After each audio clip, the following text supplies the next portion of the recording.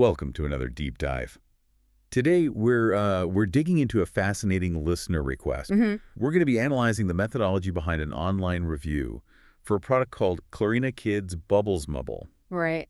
And just to be clear, our mission here isn't to talk about the product itself. No, not at all. We want to conduct an analysis of the analysis, really, Right. to understand how this review tried to figure out if an online shop was legitimate. Exactly.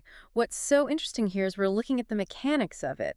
The source focused purely on, transparency factors. Digital infrastructure, things like that? Yeah, the logistical footprint. They were assessing the trustworthiness of the seller before even getting to the product. Okay, so let's unpack their process then. Let's do it. The reviewers, they started with what seemed like some pretty encouraging signs. They did. They noted the automated trust score was good. Good, okay. And the website server itself. They said it runs smoothly, which might suggest it's a legitimate website.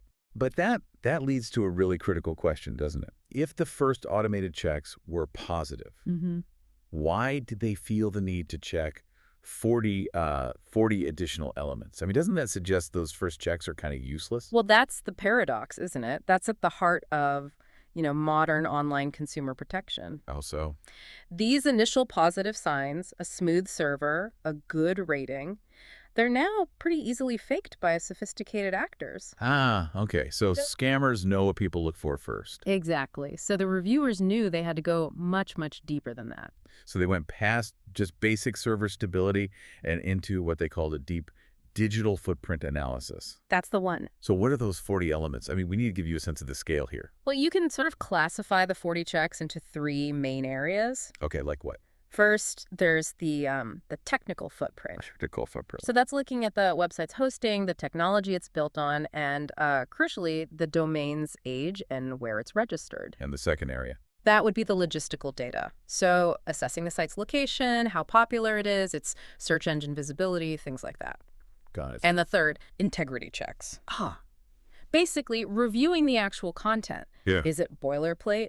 Is it copied? They're looking for tiny inconsistencies a basic algorithm would just miss. Things like a brand new domain trying to look like it's been around for years. Precisely. That sounds incredibly thorough. It is. It's like a full digital background investigation on a Bulb app site. Yep. And yet, after all of that work, the conclusion they reached was, well, it was remarkably cautious. I'd even say confusing.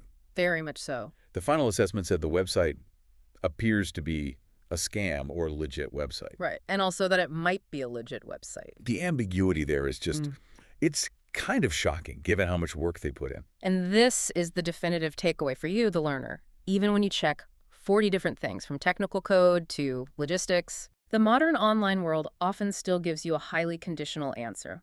The data points can cancel each other out, or they can be faked. So that's why they ended up recommending that consumers just do their own research. That's it. They said form their own judgment based on thorough manual research. It really highlights that all this tech sophistication only gets us halfway there. So today, we deep dived into the whole process of consumer scrutiny. And what we found is that even a huge analysis can end in, well, real uncertainty. The complexity of verifying digital trust is just immense. The fact that 40 specific checks couldn't give a clear yes or no, it just underscores that we, as consumers, still need to do that critical manual homework. So here's something for you to mull on. Hmm. If technical indicators like server smoothness and all that are accessible, but they're also unreliable, Yeah, if they can be gamed. what's the one piece of qualitative manual research like? Maybe checking a company's terms and conditions for unique legal language, or finding a real corporate registration number. What do you think provides the single most reliable insight into a company's commitment to consumer transparency? That's a great question. Thanks for diving deep with us.